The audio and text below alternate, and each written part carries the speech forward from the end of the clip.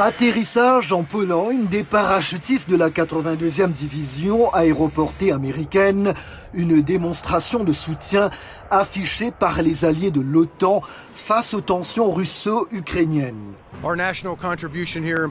Notre contribution ici en Pologne montre notre solidarité avec tous nos alliés ici en Europe. Évidemment, pendant cette période d'incertitude, nous savons que nous sommes plus forts ensemble. Washington a également envoyé 650 millions de dollars d'aide à l'Ukraine. Le gouvernement ukrainien a jusqu'à présent minimisé la probabilité d'une invasion russe. Mais pour l'administration Biden, le danger est réel.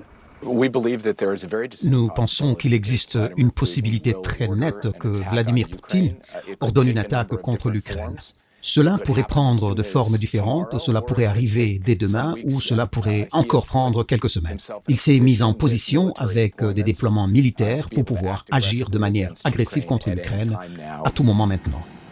Jake Sullivan ajoute que les États-Unis demeurent toutefois un partenaire si la Russie choisit la voie diplomatique. La crise ukrainienne a forgé un rare moment d'unité politique à Washington.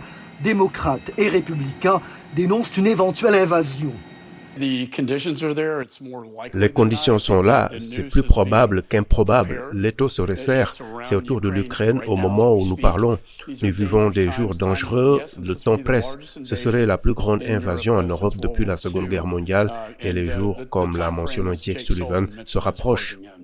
Les Ukrainiens, quant à eux, sont descendus dans la rue ce week-end, jurant de défendre leur patrie.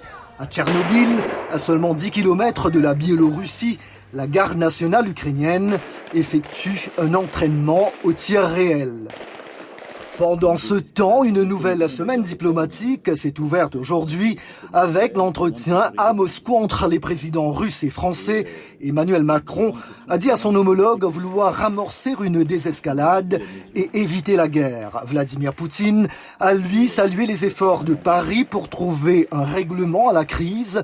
La Russie, qui dément tout projet d'invasion de l'Ukraine, réclame que l'OTAN promette de ne jamais admettre Kiev dans ses rangs. Une demande qualifiée d'inacceptable par les Européens et les Américains. Une réponse utile, c'est une réponse qui permet évidemment d'éviter...